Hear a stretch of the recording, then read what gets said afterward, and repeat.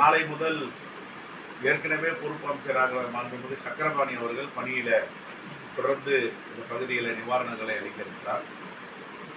இருந்த போதிலும் 51 சென்டிமீட்டர் மழை, 100 ஆண்டுகள் காணாத பெருவெள்ளம், இதையெல்லாம் இயர்லி டிடெக்ஷன் சிஸ்டம் என்று ஒரு கருவி இருக்கிறது.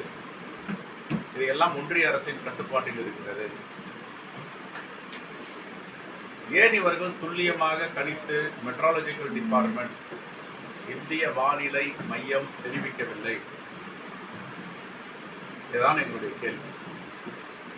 இப்பொழுது சொல்லுகிறார்கள் துல்லியமாக கணிக்கின்ற கருவிகள் எல்லாம் இந்தியாவிடம் இருக்கிறது என்று சொல்லுகிறார்கள்.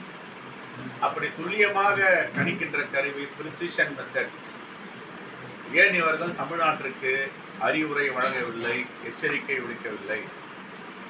ஆரஞ்சு அலர்ட், ரெட் அலர்ட் என்று சொன்னால் மட்டும் போதாது.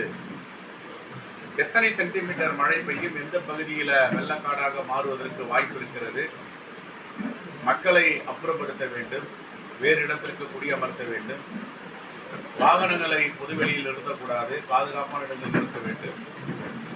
ஏன் இதையெல்லாம் முன்கூட்டியே ஒன்றிய அரசு கண்காணித்து தமிழ்நாடு அரசுக்கு சொல்லவில்லை?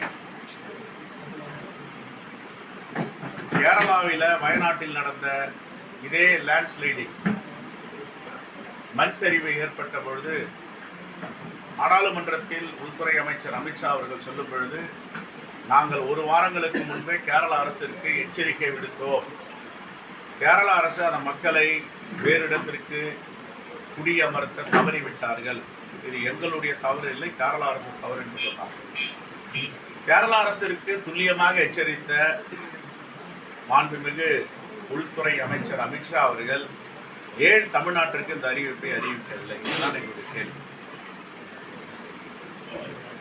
அதே போன்று பெஞ்சல் புயல் வந்த பொழுது 1 நாளுக்கு முன்பாகவே, கரையை கடப்பதற்கு முன்பாக மாநில மையம் அன்று மாலை கரையை கடந்து விட்டாக ஒரு அறிவிப்பு செய்கிறார்கள்.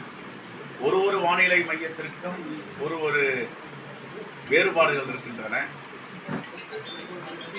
ஐரோப்பிய வானிலை மையம் பெஞ்சல் இன்னும் கரையை கடக்கவில்லை என்று அவர்களுடைய வெப்சைட்டில் சொல்லுகிறார்கள். அமெரிக்க வானிலை மையம் இன்னும் பெஞ்சல் 30 மைலுக்கு முன்னால் இருக்கிறது என்று சொல்லுகிறார்கள்.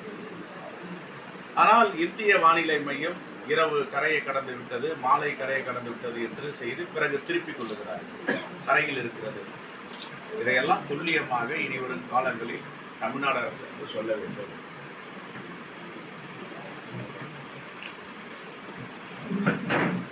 நிவாரண நிதி கேட்ட தொகை கொடுக்கறதில்ல மத்திய அரசாங்கம்.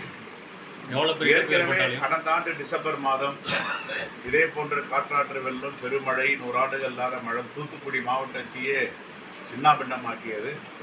சென்னை மாவட்டம், திருவள்ளூர் மாவட்டம், காஞ்சிபுரம் மாவட்டம், செங்கல்பட்டு மாவட்டம்லாம் மிகப்பெரிய பாதிப்பு ஏற்பட்டது. மாண்பு முதலமைச்சர் 39,000 கோடி இழப்பீடு வழங்க வேண்டும் என்று கோரிக்கை வைத்தார். மத்திய மதிப்பீட்டு குழு வந்து பார்வையிட்டார்கள். சென்னை, திருவள்ளூர், காஞ்சிபுரம், செங்கல்பட்டு, தூத்துக்குடியிலும் சென்று பார்வையிட்டார்கள். அதற்கு பிறகு ஒன்றிய நிதியமைச்சர் பார்வையிட்டார்.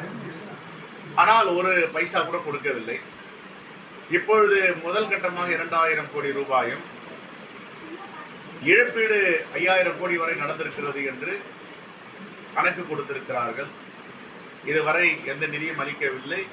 டிசாஸ்டர் மேனேஜ்மெண்ட் ஃபண்டில் வருடம் அளிக்கின்ற நிதியை மட்டும் அளித்திருக்கிறார்கள். ஆக தமிழ்நாடும் இந்தியாவில் இருக்கின்ற ஒரு மாநிலம் என்பதை ஒன்றிய அரசு உள்வாங்கிக் கொள்ள வேண்டும்.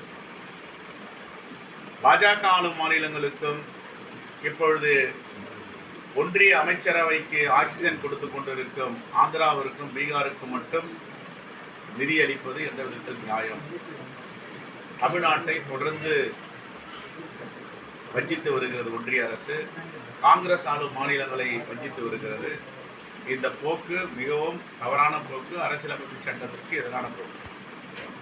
மாவட்ட தலைநகரங்களில் ஒவ்வொரு இடத்துலையும் பேரிட மேலாண்மை குழுன்னு ஒன்று அமைச்சு தகவல்லாம் ஒளிபரப்பப்பட்டது. அந்த நேரத்தில் இதை ஒன்றிய அரசுக்கிட்ட ஏன் தமிழக அரசு கேட்க தயங்கிவிட்டது? இன்றைக்கி அந்த இயர்லி டிடெக்டிவ் சிஸ்டம் இருக்குது அப்படின்னு சொல்கிற அரசியல்வாதிகள் ஏன் இதை முன்னாடியே கணிக்கல? இல்லை அது கேட்காம இருக்க மாட்டாங்க. நம்மளும் ஏழகத்தில் வந்து மானிட்டரிங் சென்டர் ஒன்று வச்சுருக்கோம். ஏழகத்தில் வச்சுருக்க மானிட்டரிங் சென்டர் வந்து ஒன்றிய அரசு சொல்லுகின்ற அந்த அளவுகோலை வைத்து தான் ரெட் அலர்ட், ஆரஞ்சு அலர்ட் எல்லாம் சொல்கிறாங்க. ஆனால் துல்லியமாக ஏர்லி டிடெக்ஷன் அனலைசிஸ் சிஸ்டம்னு ஒரு எக்யூப்மெண்ட்ஸ் இருக்குது. அது இந்திய அரசுகிட்ட இருக்குது. வருமுன் காப்புன்ற முறையில் நீங்கள் அன்றைக்கே ஒரு நடவடிக்கை எடுத்துருக்கலாமே, கேட்டிருக்கலாமே. மெட்ராலஜிக்கல் டிபார்ட்மெண்ட் தமிழ்நாடு அரசுடைய கண்ட்ரோலில் கிடையாது. இது ஒன்றிய அரசுடைய கட்டுப்பாடு. எப்படி இராணுவம் இருக்கோ, விமானப்படை இருக்கோ, காலாட்படை இருக்கோ, அதுமாதிரி meteorological department under control of the union government. அவங்க தான் அறிவிப்பு செய்யணும். அவங்க கொடுத்த அறிவிப்பு தான் ரெட் அலர்ட். படகு போகக்கூடாது கடலுக்கு, தாழ்வான பகுதிகளில் மக்கள் வசிக்கக்கூடாது. 51 சென்டிமீட்டர் மழை பெய்யும்னு துல்லியமாக கணிக்கக்கூடிய கருவிகள் நம்மக்கிட்ட இருந்தோம். 51 சென்டிமீட்டர் சாதாரண மழை இல்லை. சென்னையில் இந்த 51 சென்டிமீட்டர் பெஞ்சிருந்தா சென்னை இன்னைக்கு காணாமல் போயிருக்கும். இது யதார்த்தம். இது சாத்தனூர் டேம் மாதிரி 2 மடங்கு டேம் வந்து சம்பரம்பாக்கம் ஏரி, சத்தியமூர்த்தி டேம், புயல் ஏரி, இந்த 3 ஏரியும் உடைஞ்சிருக்கும். 51 சென்டிமீட்டர்லாம் தாங்குற அளவுக்கு அங்கே புல்லளவே கிடையாது. அப்போ இதை முன்னெச்சரிக்கையாக யார் செய்யலை? இப்போ இங்கே பெஞ்ச மழை சென்னையில் பெஞ்சிருந்தா சென்னை என்ன இருக்கும்? அதுதான் எங்களுடைய கேள்வி. அதையும் துல்லியமாக கணிச்சு சொல்ல முடியல. இதுதான் ஒன்றிய அரசுகிட்ட கேட்குற கேள்வி. 2004 ஆழி பேரழை சுனாமி வந்தப்போ ஜெயலலிதா அம்மா அதை கேட்டாங்க. என்ன கேட்டாங்க? உலக அளவில் வந்து மிகப்பெரிய விஞ்ஞான யுக புரட்சி செய்திருக்கிற இந்தியாவில் இன்னும் ஏன் இந்த நவீன திட்டத்திற்கு வரவில்லை கேட்டாங்க. பாதகம் செய்பவரை கண்டால் நாம் பயங்கொள்ளலாகாது பாப்பா, மோதி மிதித்து விடு பாப்பா, அவர் முகத்தில் உமிழ்ந்து விடு பாப்பா. அண்மை செய்திகளை உடனுக்குடன் தெரிந்து கொள்ள இணைந்திருங்கள் இயம்நாடு தொலைக்காட்சியுடன்.